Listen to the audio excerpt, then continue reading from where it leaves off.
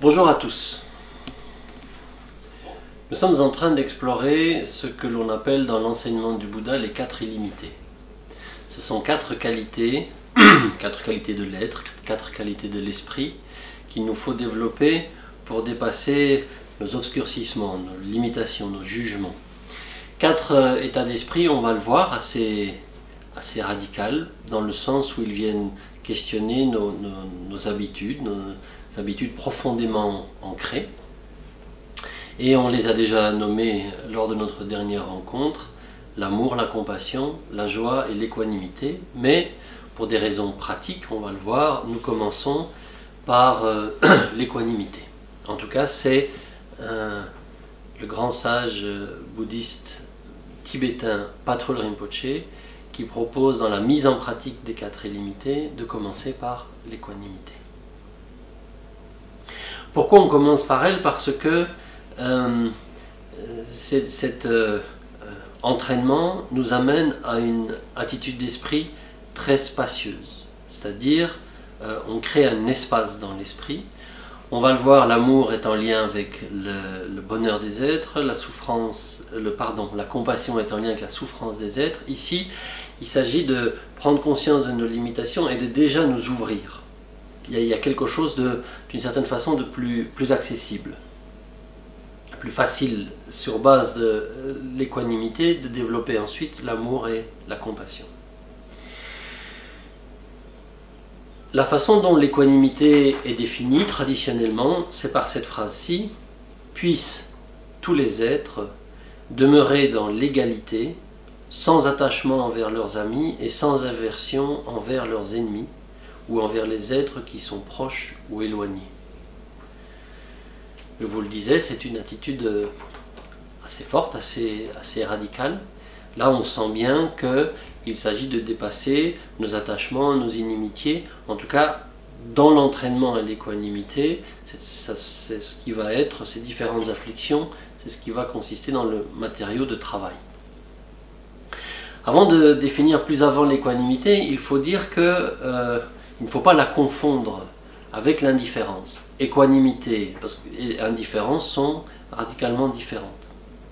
En effet, on pourrait se dire, puisque je m'ouvre à tous les êtres, finalement, ils sont tous égaux et il y a une forme de neutralité envers les êtres, ce qui finalement nous amène à être indifférents. On ne se soucie plus des autres.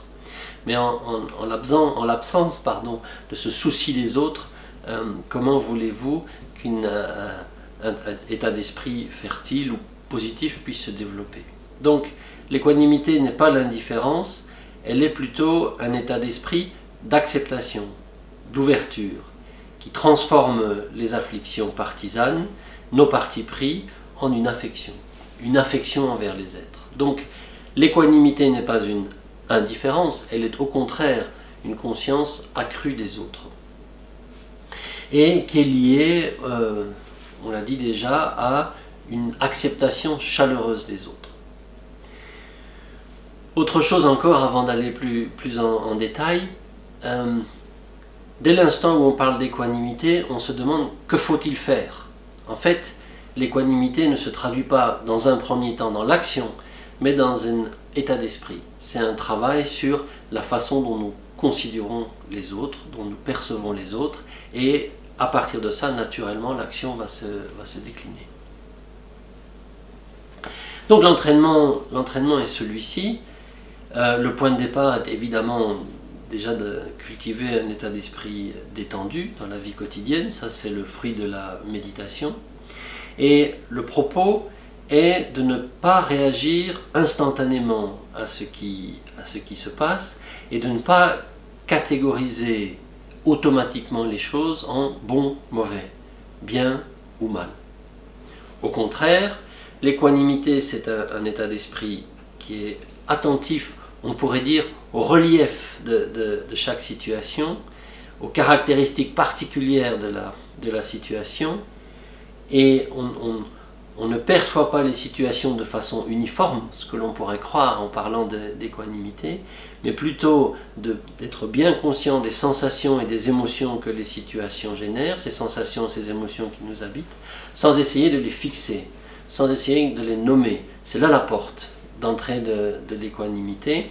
Ce n'est pas de fabriquer un esprit artificiel étal, on pourrait dire, mais plutôt d'être conscient de ce qui empêche l'ouverture, de ce qui empêche cet état d'esprit équanime. Et de la même façon, quand on perçoit des personnes, des groupes, des situations extérieures, on développe cette qualité d'attention sans avoir cette urgence de catégoriser. C'est ça qui nous piège en réalité. À cause de notre insécurité, nous catégorisons les choses, nous les nommons, nous les labellisons, nous les classons. Alors que l'entraînement à l'équanimité est une expérience plus immédiate, plus directe de la relation aux autres, sans avoir besoin de les catégoriser. Patrul Rinpoche, dont je vous parlais au début, explique que, donne comme image, comme métaphore, à l'équanimité, un grand banquet où tout le monde serait invité. Il y a une chaleur dans l'équanimité, il y a une affection envers les êtres, bien éloignée de l'apathie ou de l'indifférence. Alors évidemment, on a bien compris que ce n'est pas quelque chose de facile à mettre en œuvre. Pourquoi? Parce que nos habitudes de parti pris, nos vues partisanes sont profondément ancrées en nous. La première chose qui s'élève lorsque l'on perçoit quelqu'un, c'est de réagir par aversion ou attachement, même si la réaction est ténue, même si on ne le perçoit pas directement. En fait, on pense être libre de nos préjugés, mais en réalité, ils sont bien plus actifs que nous le pensons et sans que nous en soyons nécessairement conscients.